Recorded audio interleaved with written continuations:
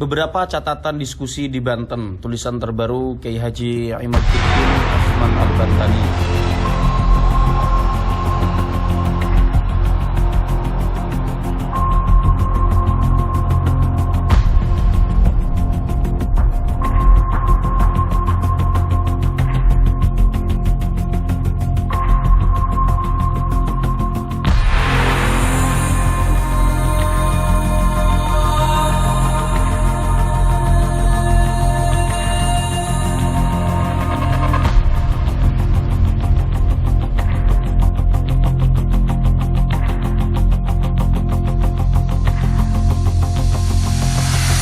Beberapa catatan diskusi di Banten, tulisan terbaru Kiai Haji Imaduddin Usman Al-Bantani.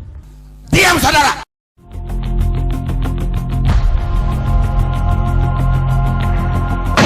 Al-Ustadz Wafi, selanjutnya disebut Wafi. Nah, sebelum saya bacakan nanti seterusnya di bawah, teman-teman, saya ingin memberitahu kepada teman-teman bahwasanya ini adalah tulisan Kiai Haji Imaduddin Usman Al-Bantani terbaru di RMI NU Banten. Nah, ini baru saja teman-teman ya. Ya terserah nanti teman-teman mau memaknai ini sebagai apalah. Kiai Haji Imaduddin Usman Al-Bantani tidak datang lah, kenapalah, hanya bisa tulisan lah, itu terserah ya. Yang pasti ini wilayah keilmuan dan ada argumentasinya, bisa disampaikan oleh Kiai Haji Imaduddin Usman Al-Bantani dalam bentuk tulisan.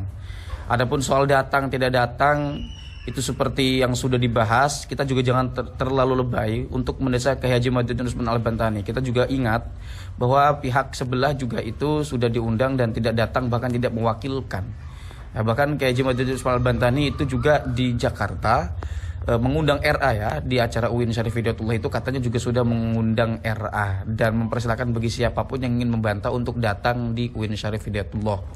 Jadi sekali lagi, untuk datang atau tidak datang jangan terlalu terbuai dengan narasi seperti itu dan jangan terlalu lebay juga untuk mendesak ya, sehingga banyak gambar-gambar poster-poster yang tidak perlu itu ya. Kira-kira begitu.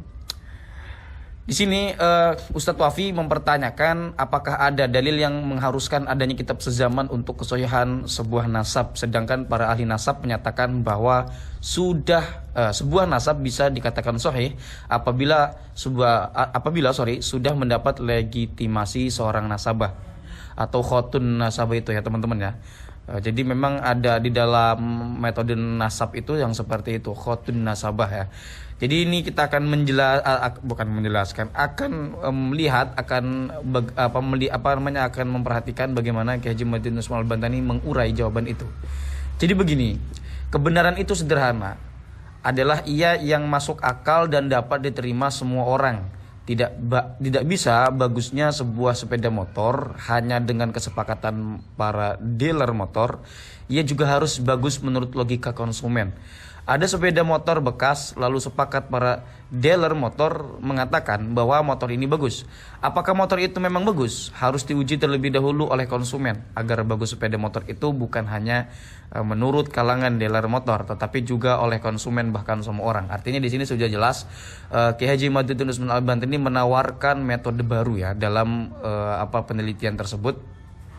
Karena memang dalam turuk mengisbat nasab itu ada yang bijami'il ajyal atau jilun itu, dimana dari satu tahun ke tahun yang lain suhrawal istifadhah itu harus ya. Make it with scalable software solutions that maximize automation and conserve access to fresh water. Dari mula kapan dia eksis sampai seterusnya, dari tahun ke tahun gitu. Tapi juga ada yang khotun nasabin. Artinya sudah ada catatan saja dari ulama ahli nasab itu sudah cukup untuk mengisbat nasab.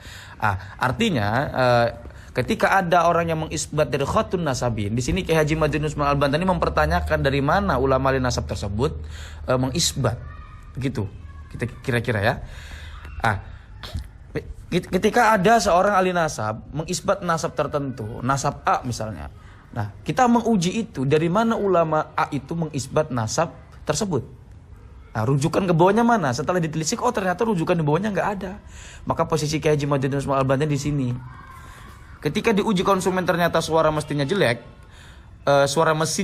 tentu logika konsumen akan mengatakan ini sepeda motor jelek. Kata sang dealer, motor ini bagus. Kalau tidak percaya, tanyakan dealer sebelah. Pasti menjawab motor ini bagus. Kata sang konsumen dalam hati, Ya jelas kalian saling menjaga, wong kalian saling tahu kualitas barang kalian masing-masing adalah masalah. Kalau yang lain mengatakan sepeda motor ini jelek, maka Anda juga akan membuka kejelekan barang milik dealer lain itu. Nah di sini begitupun nasab ya. Ada analoginya di atas itu. Tidak bisa nasab itu sahih hanya karena kesepakatan ahli nasab. Kata Ibnu Mas'ud, para ahli nasab itu pendusta. Syekh Mahdi Ar-Rajai mengatakan nasab ba'alawi sahih, ini iklan. Lalu kita uji, alasan disebut sahihnya apa? Pokoknya paling sahih. Nah, dalilnya mana? Pokoknya sahih. Tidak bisa. Kebenaran harus dapat diterima semua orang. Kok bisa? Syekh Mahdi Ar-Rajai menguatkan Ubaidillah anak bin Isa, sementara ulama yang dekat sezamannya dengan Ahmad bin Isa mengatakan Ahmad tidak punya anak bernama Ubaidillah. Sanadnya mana? Kitabnya mana? Kecuali kalau anak lainnya sama-sama tidak dicatat sejak dahulu kala. Mungkin bisa diterima. Lah wong anak lainnya sudah dicatat semua, ada 3, Muhammad, Ali dan Husain. Lalu 550 tahun berikutnya baru ada nama Ubaidillah ditambahkan. Logika awam saja tidak akan menerima. Ini bikin-bikinan. Ini pasti palsu. Nah, kira-kira begitu ya. Jadi memang tidak ada salahnya ketika kita mempertanyakan dari manakah misalnya Al-Burqatul Musyiqqah itu merujuk nama Ubaidillah, atau dari mana As-Suluk itu mencatat nama Abdullah. Nah, kira-kira begitu ya. Itu harus ada catatan konkret. Walaupun ketika As-Suluk mencatat nama Abdullah bermasalah, dan begitupun Al-Burqatul Musyiqqah menginterpretasikan Abdullah sebagai Ubaid, itu juga bermasalah. Artinya sama-sama masuk dalam wilayah interpretasi. Nah begitu kira-kira ya. Tapi kalau memang kita nanti hanya ribut dalam kitab sezaman, saya pikir ini itu tidak terlalu tidak terlalu mendalam lah. Kenapa? Karena memang ya tidak ada soalnya kita mempertanyakan dari mana. Begitu ya. Kata Wafi, penulis tidak jujur ketika mengutip dari Google tentang syarat kesahihan nasab harus tercatat di kitab nasab. Tapi penulis tidak mengambil kelanjutan narasi berikutnya, yaitu selama ada 2 abad. Ya jelas harus dihilangkan karena tidak masuk akal. Masa iya nasab yang sudah 11 abad kesahihannya cukup selama 2 abad ke belakang? Bagaimana jika ditemukan bukti 500 tahun lalu nasab ini hanya menyantol? Jelas ketercatatan betul 2 abad itu tidak ada artinya. Dalam ilmu fikih ketercatatan 2 abad itu disebut qarinah, ciri bahwa sebelumnya tercatat. Tetapi jika memang ada bukti sebaliknya sebelum 2 abad itu, maka qarinah itu gugur. Nasab para habib ini sudah tercatat 200 tahun lalu, bahkan 500 tahun. Apakah itu menunjukkan sahih? Tidak. Mengapa? Karena ada bukti bahwa nasabnya baru ada abad 9 Hijriah. Sebelumnya tidak ada. Dan banyak bukti kuat nasab ini memang baru diciptakan keyakinan di abad itu. Wafi juga menyatakan, penulis mengambil pendapat Syekh Mahdi Ar-Rajai dalam satu hal, namun hal lain menolaknya. Betul. Karena penulis mengambil pendapat orang hanya yang benar menurut logika. Jika kebenaran yang dimaksud adalah kebenaran syar'i, maka ukurannya adalah logika syariat, yaitu Al-Quran, hadis, ijma' dan qiyas. Jika kebenaran yang dimaksud adalah kebenaran umum, maka harus tidak bertabrakan dengan logika kebenaran secara umum pula. Ini jawaban yang sangat cerdas menurut saya dari Kiai Haji Ma'ruf Al-Bantani. Artinya di sini beliau menunjukkan integritasnya sebagai peneliti, begitu ya. Ya terserah, monggo, kalau yang tidak percaya, tidak sepakat dengan Kiai Haji Ma'ruf Al-Bantani silakan. Tetapi ingin membantah yang argumentatif, begitu Pak ya. Semua orang, kata Imam Malik, bisa diterima dan bisa juga ditolak, kecuali Nabi Muhammad SAW.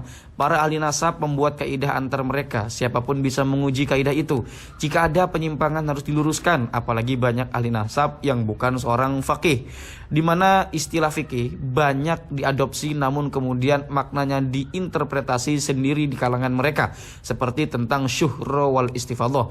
Nah, ini juga ya kita harus pahami teman-teman. Jika syuhra wal istifadhah itu ada di abad muda, artinya abad di belakangan, sementara abad-abad sebelumnya tidak ada, maka syuhra wal istifadhah ini bisa digugurkan dengan bayyinah. Begitu. Di sini Kiai Haji Ma'ruf Al-Bantani mengutip Eleanor Roosevelt mengatakan atau berkata, orang besar bicara ide, orang biasa bicara peristiwa, dan orang kecil bicara orang lain. Kita juga bisa mengatakan orang besar membuat kaidah, orang biasa menganalisa kaidah, orang kecil berpegang teguh dengan kaidah orang lain. Ini luar biasa ya. Yang dilakukan oleh orang kecil adalah mempertengkarkan kaidah-kaidah yang dibuat oleh orang lain, lalu berhenti sampai di situ, tidak menganalisanya dengan karunia besar akal yang Allah anugerahkan kepada semua orang. Masa sudah berganti, umat Islam di Indonesia semakin cerdas. PBNU mencanangkan fikih peradaban. Kita verifikasi setiap tafsir yang lemah untuk dibawa ke tengah-tengah pertengkaran pikiran. Kita hadapkan dengan dalil-dalil agama yang sahih sehingga mendapat mungkin ya titik kebenaran yang hakiki. Dalam kitab I'anatul Akhyar yang dibedah kemarin di Banten misalnya, walaupun tidak pernah ada konfirmasi sebelumnya, karena konfirmasi yang ada bukan membedah kitab tetapi membedah nasab Ba'alawi yang mardud dan munqati'. Banyak pikiran-pikiran yang lebih layak dipertengkarkan. Misalnya tentang kesimpulan penulis bahwa tidak ada dalil agama yang secara khusus mewajibkan mencintai keturunan Nabi Muhammad SAW. Yang ada adalah kewajiban mencintai Ahlul Bait, dan keturunan Nabi itu tidak termasuk Ahlul Bait. Kesimpulan itu berbeda dengan salah satu tafsir agama yang selama ini diyakini dan diiklankan sebagai orang yang mengaku keturunan Nabi Muhammad SAW dalam setiap mimbar. Seperti itulah mestinya pertengkaran orang besar, bukan mempertengkarkan yu'rafu dan tu'rafu, alif yang ditulis atau seharusnya yang tidak ditulis, fi yang seharusnya disambung dengan ma atau tidak, sehingga lalu dari kesalahan penulisan huruf-huruf itu lalu dihitung puluhan kesalahannya, dan kitab ini ditolak karena salah nulis alif. Sementara pikiran-pikirannya tidak dipertengkarkan. Betul ya, kemarin itu Kiai Buya Qurtubi, Kiai Haji Buya Qurtubi hanya membahas dari sisi penulisan gramatika, hal-hal teknis yang sebetulnya tidak substansial. Hingga akhirnya kan malah melebar kemana-mana. Begitu ya. Atau mungkin pikiran-pikiran itu akan dipertengkarkan dalam kitab yang katanya sudah ditulis. Mudah-mudahan saja kitabnya segera dirilis dan disebar, sehingga kita bisa melihat pikiran-pikiran orang besar yang mencerahkan peradaban. Sementara ini kita hanya melihat jilid kitabnya yang sudah disebar tanpa isi. Penulis Imaduddin Usman Al-Bantani atau Kiai Haji Imaduddin Usman Al-Bantani dengan editornya Didin Syahbudin ya. Kiranya begitu saja teman-teman yang dapat saya sampaikan. Ada di sini Kiai Haji Imaduddin Usman Al-Bantani sedikit menyindir, mungkin beliau menginginkan bahwa kitab yang telah dikarang oleh Buya Qurtubi, walaupun di sini secara tegas Kiai Haji Imaduddin Usman Al-Bantani tidak menyebutkan nama Buya Qurtubi, tetapi sudah jelas ya dari yang beliau tuliskan di sini bahwa orang yang dimaksud dari Kiai Haji Imaduddin Usman Al-Bantani adalah Buya Qurtubi. Ada keinginan dari Kiai Haji Imaduddin Usman Al-Bantani kepada Buya Qurtubi untuk menerbitkan bukunya. Nah, di sini mungkin Kiai Haji Imaduddin Usman Al-Bantani menantang Buya Qurtubi untuk menerbitkan bukunya agar sama-sama dibaca. Kira-kira begitu ya. Soal salah tulis itu ya sudahlah, walaupun kemarin juga ingin saya sempurnakan ya.